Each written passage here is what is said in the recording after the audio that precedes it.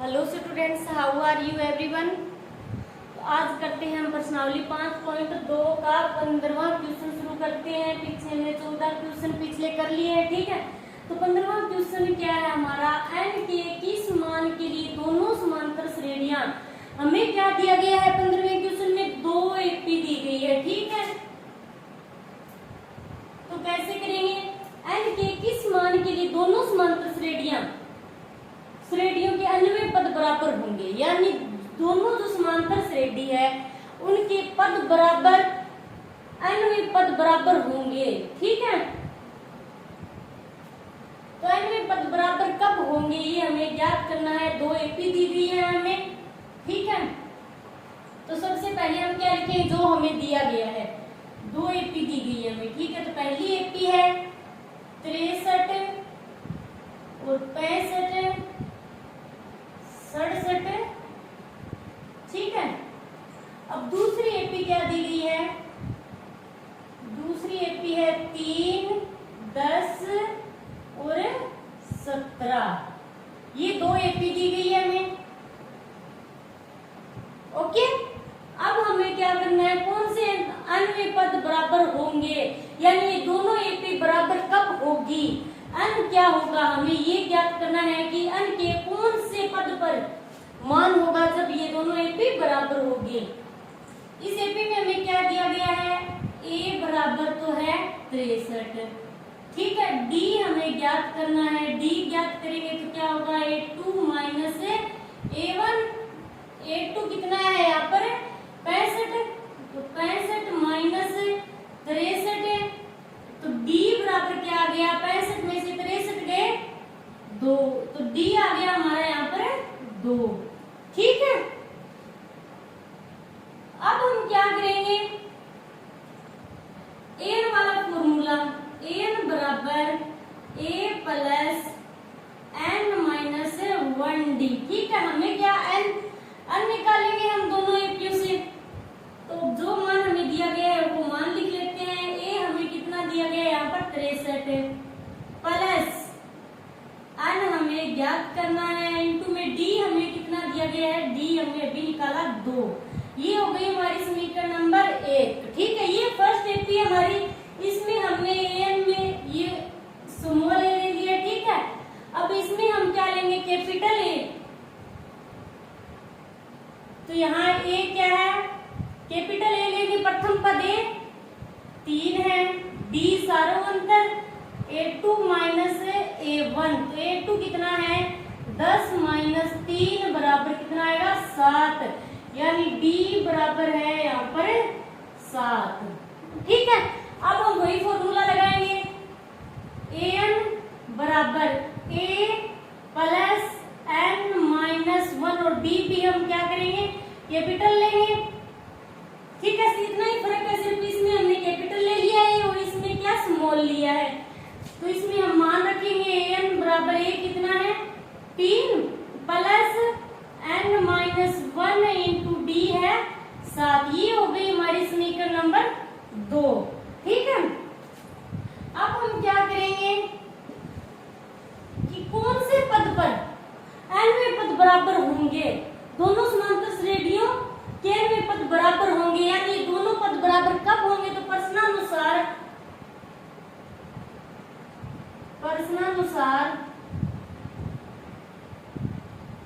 N बराबर N, ये हमें ज्ञात करना है, ठीक है, कि दोनों बराबर कब होंगे। तो एन का मान समीकरण 1 व 2 से मान रखने पर, समीकरण 1 व 2 से मान रखने पर, एक क्या है समीकरण ये है, तो एन के बराबर पूरा ये रख देंगे, ठीक है। एन की जगह ये आ जाएगा पूरे का पूरा, तो एन की जगह ये रख देती हूँ मैं 63 प्लस एन माइनस 1 इंटू में 2, और बराबर ये कैपिटल एन, इसकी जगह ये रख देंगे हम पूरा, तो क्या है 3 plus n minus 1 into 7। Clear. अब हम क्या करेंगे, 63 को इधर ले जाएंगे तो n-1 इंटू 2 बराबर 3 प्लस n-1 इंटू 7 और 63 इधर आएगा तो क्या हो जाएगा माइनस का 63।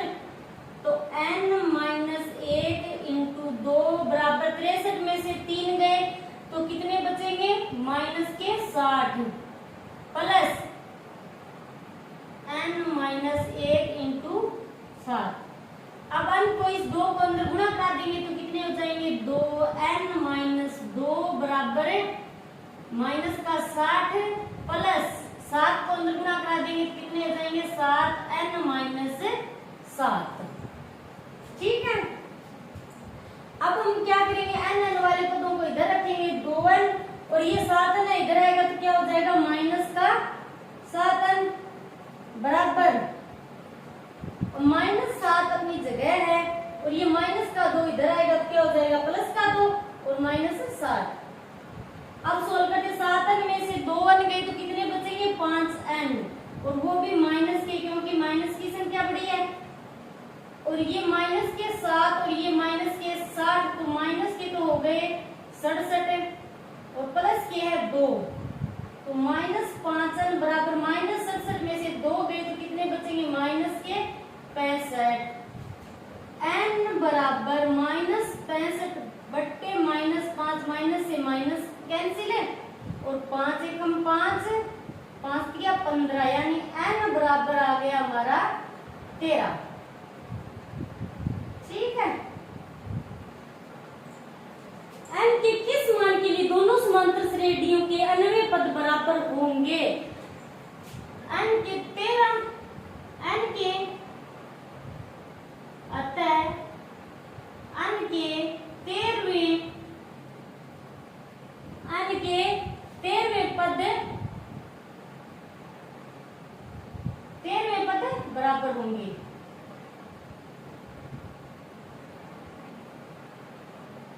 ठीक है। अतः एपी के 13वें पद बराबर होंगे। ठीक है। तो ये हो गया हमारा 15वां क्वेश्चन।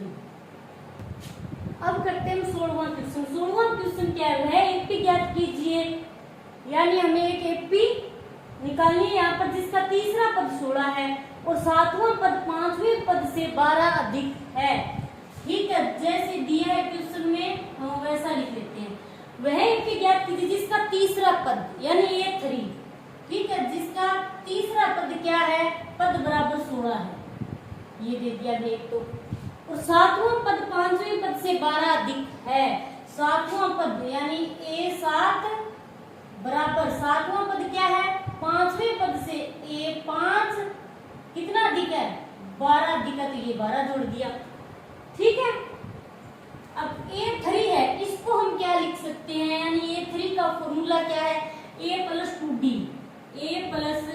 2D बराबर 16। इसे हम मान लेते हैं समीकरण नंबर 1।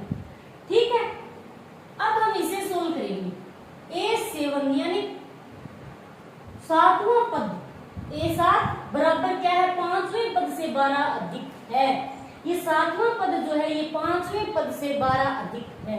ठीक है। ये 7वां लिख दिया हमने, A7 7वां पद कह रखा है तो बराबर क्या है 5वें पद A5 प्लस 12 हमने ऐड कर दिए क्योंकि 12 अधिक है, तो इसे हम सोल्व करेंगे। A7 बराबर A5 प्लस 12। ठीक है। तो इसका फॉर्मूला क्या होगा, A7 जो इसका हुआ A plus 6D, A plus 6D बराबर A5 है 5वां पद है तो इसका फॉर्मूला क्या होगा A प्लस 4D और प्लस 12। तो इसे हम सोल्व करेंगे A प्लस 6D और इसको इधर लाएंगे तो माइनस का A और ये हो जाएगा माइनस का 4D और बराबर है 12। ठीक है। अब ये माइनस का A और ये प्लस का A, तो A से A कैंसिल। अब ये 6D प्लस का है, ये 4D क्या है माइनस का है, 6 में से 4 गए यानी 2D बचे, वो भी प्लस के बराबर 12। तो D बराबर 12 बट्टे 2, तो 2 छीकी 12 यानी D बराबर आ गया 6। हमें क्या करना है, एक एपी बनानी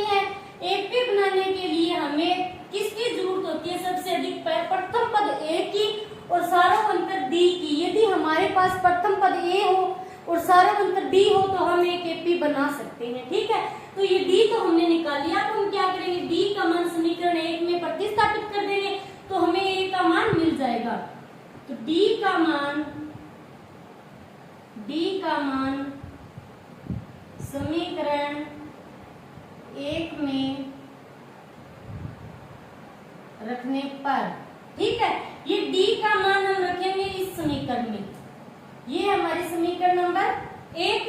तो a प्लस 2 इंटू डी, तो डी की जगह आएगा 6 बराबर 16।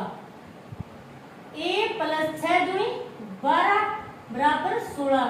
a बराबर क्या होगा, 16 माइनस 12। a बराबर 16 माइनस 12, तो a बराबर कितना होगा, 16 में से 12 गए तो 4। तो ये हो गया a का मान। अब हमने d भी निकाल लिया, a भी निकाल लिया। अब हम एपी को बना सकते हैं। तो एपी बनाने के लिए सबसे पहले हमें एपी का व्यापक रूप आना चाहिए। तो एपी का व्यापक रूप क्या होता है, एपी का व्यापक रूप क्या होता है, a plus D, a plus 2d और a प्लस 3d, ये होता है एपी का व्यापक रूप, ऐसे चलता रहता है। ठीक है, अब हम एपी बनाएंगे तो इस जो ये एपी का व्यापक रूप है इसकी तुलना करेंगे, इसमें मान रखेंगे, फॉर्मूले हैं इसमें। तो पहला क्या है, ए हमने कितना निकाला है अभी 4, तो ए की जगह तो आएगा 4। ठीक है, ए प्लस डी, डी भी हमने निकाल लिया 6 है, ए कितना है 4 प्लस 6। अब फिर ए 4 प्लस 2 इंटू 6, 4 प्लस 3 इंटू 6। ठीक है, ये तो 4 और ये 4 और 6 कितने हो गए 10, और ये 6 दूनी 12 और 12 और 4 कितने होंगे 16, और ये 6 किया 18 और फिर 18 और 4 22। ठीक है, तो ये बन गई एक एपी। 17वां क्वेश्चन क्या है, एक एपी है, ये एपी है। ठीक है, इसका 253 में अंतिम पद से 20वां पद ज्ञात कीजिए। यानी ये एक समांतर श्रेणी, इसके अंतिम पद क्या है, इसका 253 है और इससे 20वां पद ज्ञात कीजिए। यानी हमें उल्टा दे रखा है। यदि हमें दिया होता कि एक एपी का 20वां पद ज्ञात कीजिए, ठीक है, तो हम लगा लेते हैं a प्लस 19d, ये फॉर्मूला होता और उसमें मान रख देते, तो ये आसानी से सोल्व हो जाता। लेकिन अब हमें क्या दे रखा है कि पीछे से अंतिम पद से 20वां पद ज्ञात कीजिए।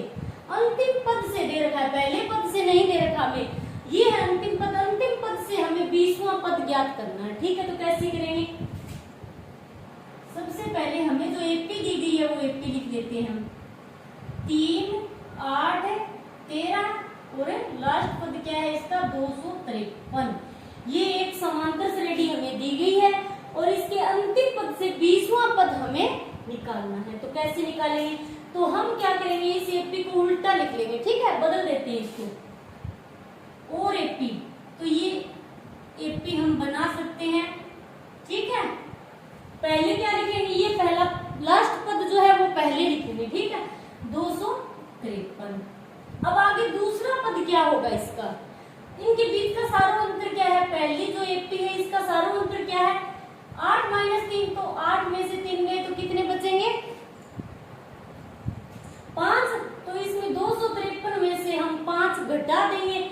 यानी जब हम सीधी एपी बनाते हैं तो सारों जोड़ते हैं हमेशा। यहाँ पर हम क्या करेंगे, एपी को उल्टा बना रहे हैं तो सारों को घटाएंगे। ठीक है, 253 में से हम 5 घटाएंगे तो कितने बचेंगे 248। अब 248 में से फिर हम 5 घटाएंगे तो बचेंगे 243। इस प्रकार ये एपी चलेगी और फिर कौन सा पद आएगा इसका 13, 8 और तीसरा ये पद हो गया। अब इसका अंतिम पद जो प्रथम पद था 3 वो हमने अंतिम पद लिख दिया है और जो अंतिम पद था उसे हमने प्रथम पद ए लिख दिया है।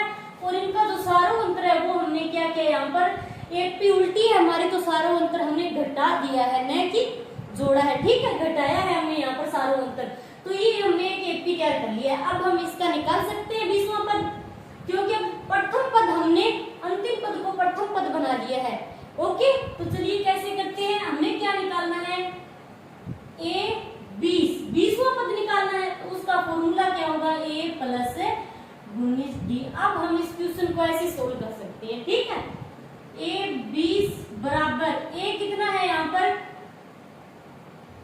ए तो हमें दिया गया है 253, ठीक है। डी, तो डी बराबर A2 माइनस A1, तो A2 कितना है 248 और माइनस 253, तो 248 में 253 में से 248 घटाएंगे तो कितने बचेंगे 5, और किसके, माइनस के, क्योंकि माइनस की संख्या बड़ी है, तो डी बराबर आ गया यहाँ पर -5, ठीक है। अब ए 20, तो ए हमने कितना निकाला, ए है हमारा 253, तो ए की जगह आएगा 253 प्लस 19 इंटू डी निकाल लिया हमने -5, ठीक है। ए 20 बराबर 253, अब 19 को 5 से हम गुणा करेंगे तो चिन्ह तो आएगा माइनस का, ये हो गए 95, ठीक है। ए 20, अब 253 में से हम 95 घटाएंगे तो कितने आएंगे 8, और फिर 14 में से 9 गए 5 और 1, 158, ये आ गया ये 20, यानी 20वां पद क्या होगा 158 होगा। अब हम थोड़ी लैंग्वेज लिख देते हैं, अतः एपी हमें क्या दी गई थी 3, 8, 13 और 253 में अंतिम पद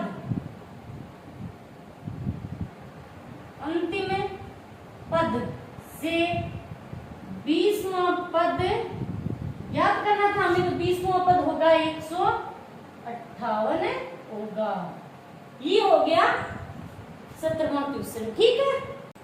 अब हमारा 18वां क्वेश्चन क्या है, किसी एपी के चौथे और 8वें पदों का योग 24 है। क्या दे रखा है, चौथे और 8वें पदों का योग तो 24 है, छठे और 10वें पदों का योग 44 है।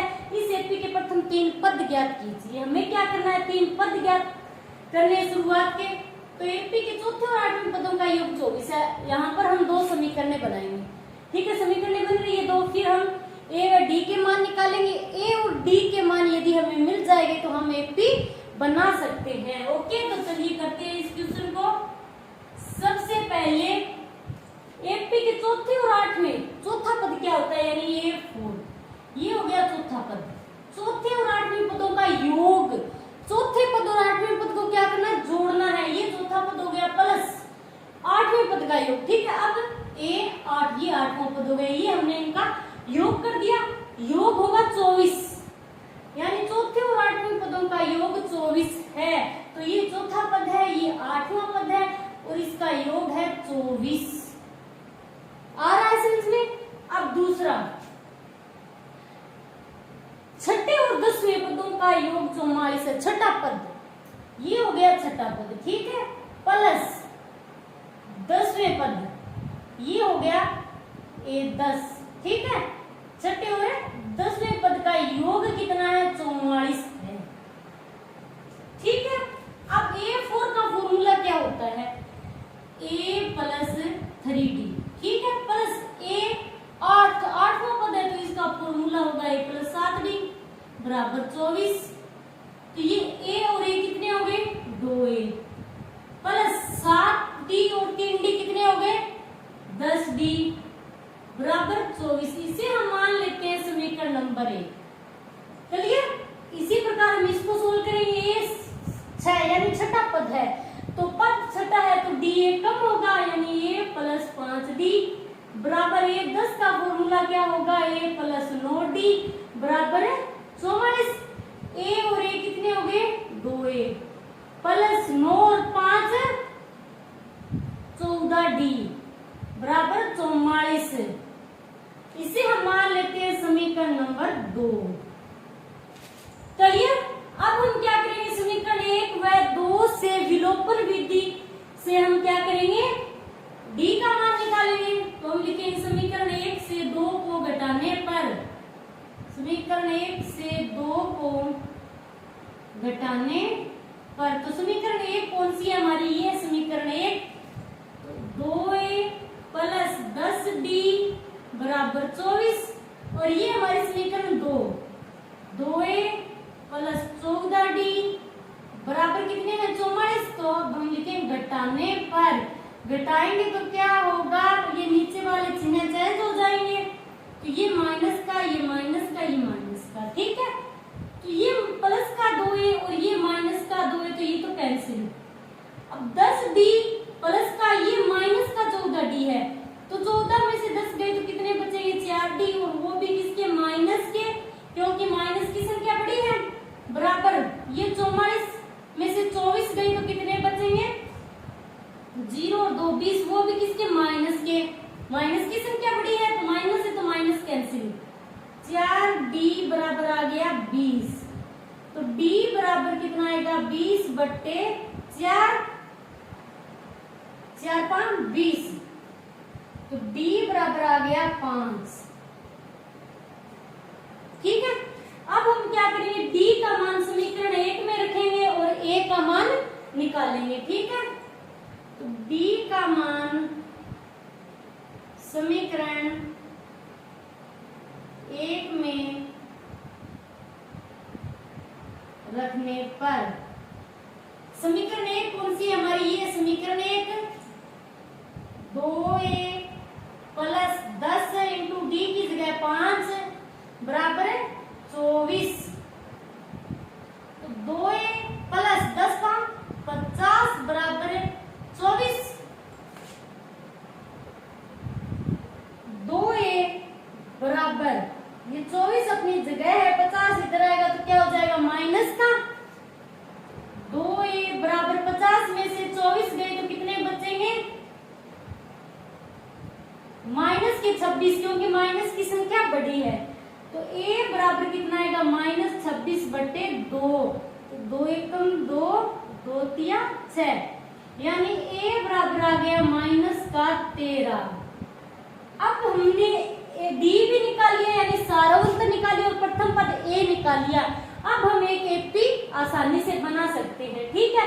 हमें क्या करना है, AP के प्रथम 3 पद ज्ञात करने हैं, तो AP का व्यापक रूप आना चाहिए आपको, यहाँ पर हम लिखेंगे AP का व्यापक रूप।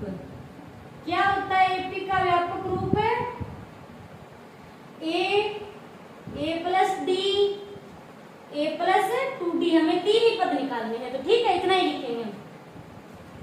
A कितना है, प्रथम पद, प्रथम पद है हमारा यहाँ पर -13, ये AP क्या कर रहे हैं -13, फिर A यानी -13 प्लस D हमने कितना निकाला, D है 5, फिर A plus 2D 2 into D, अब इसे सोल्व करेंगे हम, -13, अब -13 और 5, तो -13 है ये प्लस 5 है, तो -13 में से 5 घटा देंगे, ठीक है, तो बचेगा माइनस क्या, अब -13 प्लस 2 इंटू 5 है, 5 दूनी 10 और 13 में से 10 गए तो कितने बचेंगे माइनस के 3, तो ये हो गए AP के 3 प्रथम पद हमने निकाल लिए हैं। अब 19वां क्वेश्चन हमें क्या दे रखा है, सुब्बा राव ने 1995 में 5000 रुपए के मासिक वेतन पर कार्य आरंभ किया। कितने रुपए पर, 5000 रुपए के मासिक वेतन पर, यानी 5000 रुपए, सबसे पहले कितनी इनकम थी उसकी 5000 रुपए, और प्रत्येक वर्ष 200 रुपए की वेतन वृद्धि प्राप्त की, यानी प्रत्येक वर्ष 200 रुपए की बढ़ोतरी हो रही है। किस वर्ष में उसका वेतन 7000 रुपए हो गया, अंतिम पद यानी 7000 दे रखा है हमें, और किस वर्ष में, यानी कुल मिलाकर हमें यहाँ पर अन निकालना है पदों की संख्या AP में, ठीक है। तो कैसे करते हैं हम AP बनाएंगे इसकी, सुब्बा राव ने 1995 में 5000 रुपए के मासिक वेतन पर कार्य आरंभ किया। सबसे पहले कितने रुपए पर, 5000 रुपए, तो AP बनाएंगे तो सबसे पहले कितने आएंगे 5000 रुपए, ठीक है, ये तो पहला पद हो गया हमारा, और प्रत्येक वर्ष 200 रुपए की वेतन वृद्धि प्राप्त की, प्रत्येक वर्ष 200 रुपए की, तो 500 में 200 ऐड करते जाएंगे और AP बढ़ती जाएगी, तो अब 200 बढ़ा देंगे तो कितने हो जाएंगे 5200, फिर 200 और अंतिम पद कितना है 7,000। किस वर्ष में उसका वेतन 7,000 रुपए हो गया, यानी एन हमें 7,000 दे रखा है और हमें ज्ञात क्या करना है, यहाँ पर अन पदों की संख्या हमें ज्ञात करनी है। तो हम लिख देते हैं जो हमें एपी में दिया गया है, यानी प्रथम पद ए कितना है 5,000। ठीक है, अब डी सारो अंतर, तो डी कितना होगा, जो 200 हमने ऐड किया है वो क्या है, सारो अंतर ही तो है। 200 जोड़ रहे हैं, हर महीने 200 रुपए की वेतन वृद्धि हो रही है, तो 200 क्या हो जाएगा डी। और उसके बाद हमें दिया गया है एन, यानी अंतिम पद 7,000। ओके, अब हम फॉर्मूला कौन सा लगाएंगे, एन वाला फॉर्मूला लगाएंगे। एन बराबर ए प्लस एन माइनस 1डी, यही है एन वाला फॉर्मूला। तो एन हमें कितना दे रखा है 7,000। ठीक है, तो ये तो आ गया 7,000 बराबर ए कितना है 5,000 प्लस एन हमें ज्ञात करना है, डी कितना है 200। ठीक है, अब हम क्या करेंगे, ये 7,000 है, 5,000 को हम इधर लाएंगे तो क्या हो जाएगा माइनस का 5,000 बराबर, अब यहाँ क्या बचा n माइनस 1 इंटू 200। ठीक है, अब 7,000 में से 5,000 घटाएंगे तो कितने बचेंगे 2,000 बराबर n माइनस 1 इंटू 200। अब n माइनस 1 को इधर रखेंगे तो 200 क्या होगा इसके भाग में आएगा, तो मैं एक बार इसको उल्टा लिख देती हूँ, n माइनस 1 इंटू 200 और बराबर 2,000 इस तरफ लिख देते हैं। n माइनस 1 को हम इधर रखेंगे, n माइनस 1 बराबर 2,000 बटे 200, 2 एकम 2 तो 10 आ गया। ठीक है, तो n माइनस 1 बराबर है 10, तो n बराबर कितना आएगा 10 और 1 इधर आएगा तो क्या हो जाएगा प्लस का, तो n बराबर है 11। अब हम क्या लिखेंगे कि 11वें वर्ष में उसका वेतन क्या हो जाएगा 7,000 रुपए हो गया। 11वें वर्ष में n क्या निकाला हमने 11, अतः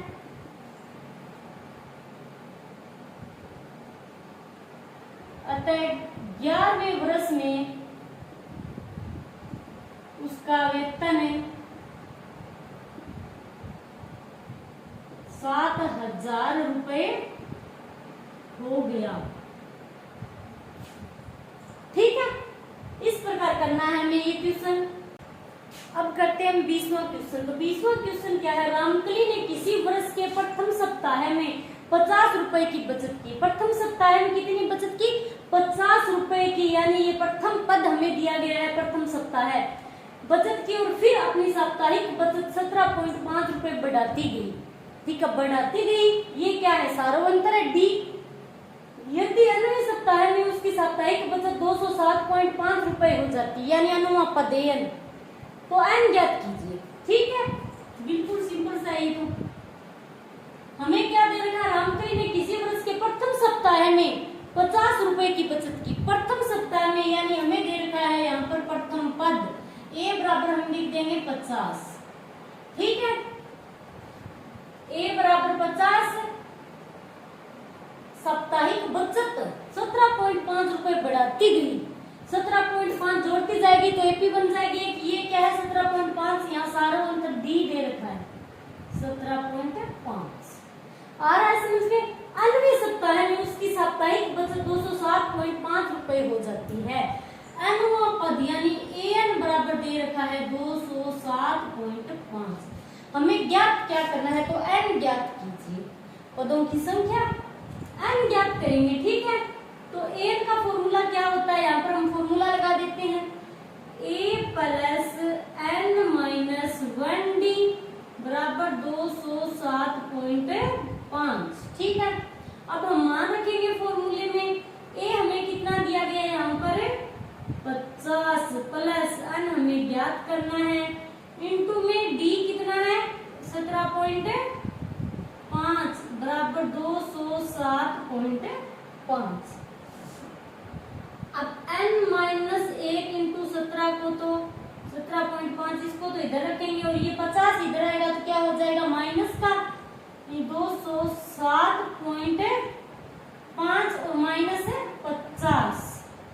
ठीक है, ये n-1 इंटू 17.5। अब हम 207.5 में से क्या करेंगे, -50 यानी 50 घटाएंगे, तो 207.5 में से हमें कितने घटाने हैं, 50, यानी 50 के बाद हम पॉइंट मान लेते हैं तो कोई फर्क नहीं पड़ेगा, तो 5.7 है और 10 में से 5 ये आ गए 157.5, तो 157.5। ठीक है, अब n-1 को तो इधर रखेंगे और 157.5 में हम भाग देंगे 17.5 का। ठीक है, तो ये एक पॉइंट के बाद एक संख्या हुई, पॉइंट के बाद एक संख्या, पॉइंट से पॉइंट हट जाएगा। ठीक है, n-1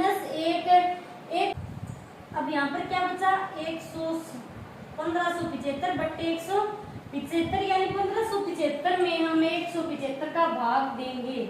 1575 में 175 का भाग कितनी बार जा सकता है, हम देते हैं यहाँ पर 8 बार देकर देखते हैं। 8 × 40 और 80 4, 8 × 7 56, 6 1400, ये तो नहीं जा रहा। ठीक है, अब हम 9 बार देकर देखते हैं। 175 को 9 से गुणा कराते हैं,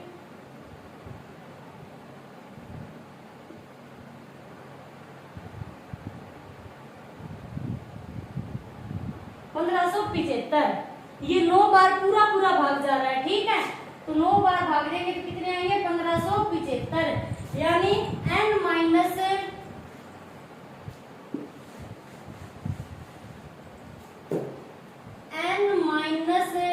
बराबर आ गए 9, तो n बराबर 9 प्लस 1, n बराबर 10, तो ये आ गया हमारा आंसर। ठीक है, तो अब हम लिख देंगे सप्ताह में उसकी साप्ताहिक बचत 207.5 रुपए हो जाती है, तो n ज्ञात कीजिए। यानी 10वें सप्ताह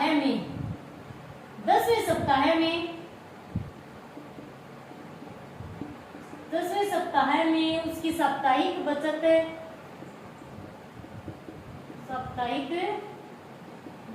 कितनी हो जाती है, 207.5 रुपए हो जाती है। ठीक है, यहाँ रुपए लगा देंगे। ये हो गया हमारा 20वां क्वेश्चन।